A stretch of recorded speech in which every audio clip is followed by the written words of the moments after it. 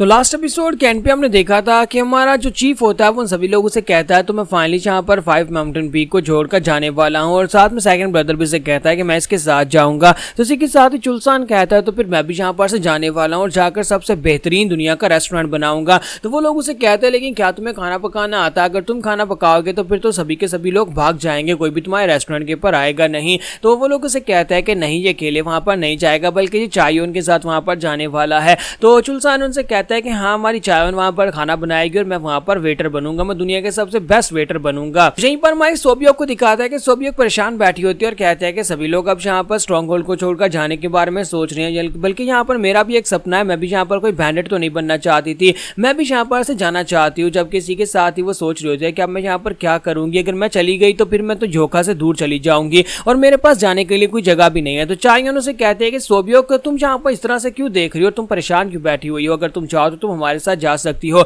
हम दोनों मिलकर दुनिया का सबसे बेस्ट रेस्टोरेंट बनाएंगे जहां पर हम लोग बैंडिट्स को भी सर्व किया करेंगे। सोबियोक उसकी बात सुनने के बाद बहुत ज्यादा खुश हो जाती है और कहती है कि मैं तुम्हारे साथ आ सकती हूँ। तो चायोन उसे कहती है हाँ क्यों नहीं, हम लोग एक साथ क्यों नहीं जा सकते? और मुझे लगता है कि चुलसान को इस बात से बिल्कुल भी दिक्कत नहीं होने वाली है, अगर तुम भी हमारे साथ हो हम दोनों मिलकर दुनिया का सबसे बेस्ट रेस्टोरेंट बनाएंगे, हम दोनों खाना बनाया करेंगे और चुलसान वहां पर वेटर होगा। तो इस बात से सोबियोक बहुत ज्यादा खुश हो जाती है और कहती है कि तुम दुनिया में सबसे बेस्ट हो, बिग सिस्टर मैं तुम्हारे साथ जरूर जाऊंगी। तो अब यहाँ पर सारी बातें सेटल हो जाती है। दूसरी तरफ सेकंड ब्रदर कहता है कि मैं तो यहाँ पर यही सोच रहा हूँ कि अगर चुलसान अपने लिए जाकर एक रेस्टोरेंट बनाएगा तो अगर हम लोग वहां पर खाना खाने के लिए आएंगे तो क्या हमें खाना खाने के लिए वहां पर बैठने के लिए सीट मिलेगी? तो चुलसान उसे कहता है हाँ क्यों नहीं, एक सीट हमेशा तुम्हारे लिए रिजर्व रहा करेगी, जब भी तुम कभी आओगे तुम्हारे लिए वो सीट खाली कर दी जाएगी और तुम उसी के ऊपर आकर बैठा करोगे। और इस तरह यहाँ पर तकरीबन एक हफ्ता गुजरने के बाद 10 हीरोज जो थे वो सभी के सभी लोग एक दूसरे से अलग हो जाते हैं, सभी लोग अपने अपने रास्ते चले जाते हैं। जैसे कि चीफ जो था अपनी फैमिली में अपने घर की तरफ चला जाता है और बाकी के सभी लोग अपने अपने रास्ते अपना रेस्टोरेंट बनाने के लिए निकल पड़ते हैं। तो चीफ जो होता है सभी लोगों को वहां पर गुड बाय बोलता और कहता है कि मेरे ब्रदर्स एंड सिस्टर्स मैं यहाँ पर एक ना एक दिन वापस जरूर आऊंगा, लेकिन फिलहाल के लिए मुझे जाना होगा।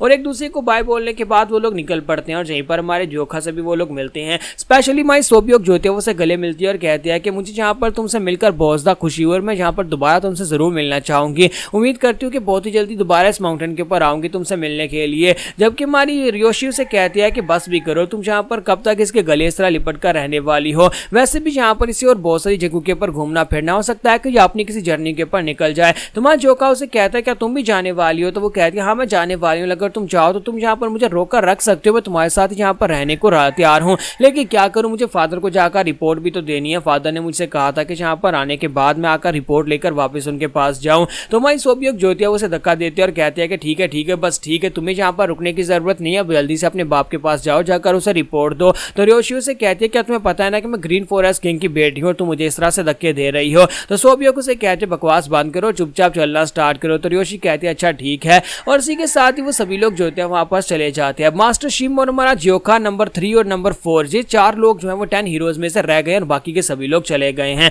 तो मास्टर शिम जो होते हैं हमारे जोखा से कहते हैं कि लड़की अब तो तुम यहाँ पर काफी ज्यादा अकेले रह गए हो, अब बताओ कि तुम क्या करोगे? तुम्हारा जोखा कहता है कि क्या मतलब है अकेला रह गया हूँ, सभी लोगों को जाना था वो सभी लोग चले गए हैं। तो मास्टर शिम कहते हैं कि अब जबकि मैंने तुम्हें यहाँ पर अपना यंग मास्टर मान लिया है तो फिर मैं चाहता हूँ कि तुम दुनिया में सबसे स्ट्रॉन्गेस्ट बनो, तो क्यों ना तुम यहाँ पर एक नई किस्म की ट्रेनिंग करो। मैं तुम्हें चाहता हूँ कि तुम यहाँ पर एक नई किस्म की ट्रेनिंग करो, एक ऐसी ट्रेनिंग जिसमें तुम यहाँ पर अपनी तलवार को अपनी एनर्जी की मदद से कंट्रोल कर सकते हो, अपनी मर्जी से हवा में उड़ा सकते हो। क्या तुम ये करना चाहोगे? क्या तुम सीखना चाहोगे? तुम्हारा जोखा कहता है क्या वाकई में ऐसा पॉसिबल है कि हम लोग अपनी एनर्जी के साथ अपनी तलवार को कंट्रोल कर सके, यानी बिना हाथ लगाए तलवार को कंट्रोल करना? तो मास्टर शिम उसे कहते हैं हाँ ये बिल्कुल पॉसिबल है। और इसके बाद नेक्स्ट सीन जो होता है कुछ हफ्तों के बाद का दिखाया जाता है कि मास्टर शिम तो वहां पर प्रैक्टिस कर रहे होते हैं और वो अपनी तलवार के साथ अब हम यहाँ पर पेड़ों को भी काटना सीख गए होते हैं और उनकी टेक्निक और उनकी पावर जो होती है वो पहले से काफी ज्यादा बढ़ चुकी होती हैं। थ्रू करने के बाद मास्टर शिम काफी ज्यादा खुश होते हैं और कहता है कि देखो तो क्या तुमने यहाँ पर देखा, मुझे लगता है कि ऑर्थोडॉक्स सेक्टर्स के राइटियस लाइंस के कुछ एल्डर्स भी मेरा मुकाबला करने के लायक नहीं बचे होंगे, मैं इतना स्ट्रॉन्गर हो चुका हूँ। जबकि हमारा बेका जो होता है वहीं पर बैठा होता है तलवार को अपने सामने रखकर और से कहता है कि हाँ मुझे लगता है कि तुम पहले से काफी बेहतर हो गए हो। तो मास्टर शिम उसे कहते हैं कि हाँ मैं तो यहाँ पर बेहतर हो ही गया हूँ, लेकिन मुझे एक बात बताओ कि पिछले एक हफ्ते से तुम अपनी तलवार को अपने सामने रखकर उसे घूरते रहते हो। मैंने तुम्हें कहा था कि तुम्हें तलवार को अपनी एनर्जी के साथ कंट्रोल करना सीखना है, मैंने ये तो नहीं कहा था कि अपनी तलवार को मुंह के सामने रखकर बैठ जाओगे तो वो खुद से उड़ना शुरू हो जाएगी।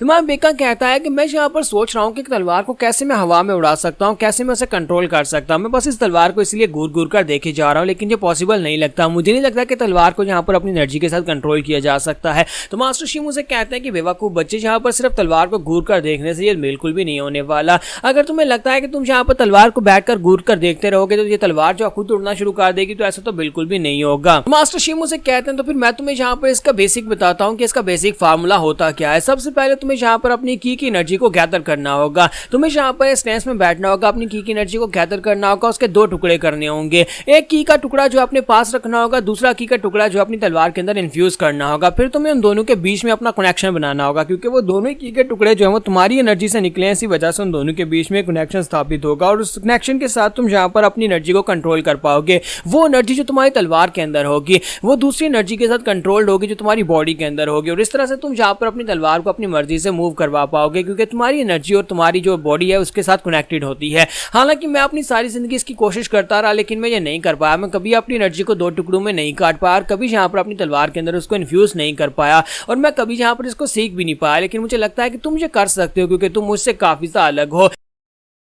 तुम्हारा बेका मास्टर शिम की बातें सुनने के बाद सोच रहा था क्या वाकई में ये पॉसिबल है कि हम लोग अपनी एनर्जी के दो टुकड़े करके एक एनर्जी के तलवार के अंदर डालकर दूसरी एनर्जी अपनी बॉडी में रखकर उन दोनों का आपस में कनेक्शन बना सकते हैं। तुम्हारा जोका जो होता है वहाँ पर मास्टर की बातें सुनने के बाद फौरन इसको अप्लाई करने की कोशिश करता है, और जैसे वो करता है तलवार थोड़ी सी उड़ती है, वो थोड़ा सा ऊपर उड़ती है। तो ये देखने के बाद मास्टर शिम हैरान हो जाते हैं और कहते हैं ये इम्पॉसिबल है, ये कैसे पॉसिबल है, तुमने ये कैसे कर लिया? अभी तो मैंने यहाँ पर तुम्हें बताया कि ये कैसे होता है, अभी यहाँ पर तुम्हारी तलवार हिल रही थी। तुम्हारा बेका अपनी आंखें बंद करके बैठा होता है, उसका कनेक्शन जो होता है वो तलवार के साथ बन जाता है, तलवार हवा में उड़ना शुरू कर देती है। तुम्हारा जोका कहता है कि ये इतना भी मुश्किल नहीं था, जबकि मास्टर शिम सोच रहे होते हैं कि ये लड़का तो वाकई में एक मॉन्स्टर है। इतना भी आसान नहीं था जितना इस लड़के ने इतनी आसानी से कर लिया। जबकि सेम टाइम के पर में लोयांग का सीन दिखाया जाता है, जहां पर एक मर्चेंट यूनियन होती है जिसका नाम सांगजू मर्चेंट यूनियन होता है। तो सांगजू मर्चेंट यूनियन के लोग जो होते हैं उन्हें यहाँ पर एक कारवां लेकर जाना होता है, उनका काफी सारा माल होता है जो कि उन्हें दूसरे सिटी में पहुंचाना है। भाई नामकोंग फैमिली के लोग उनके पास बैठे होते हैं, जहां पर नामकोंग जियोन और नामकोंग चियोन दोनों उसके पास बैठे होते हैं। वो दोनों भाई बहन को अपनी फैमिली को रन करने के लिए अब यहाँ पर ये काम भी करने पड़ेंगे,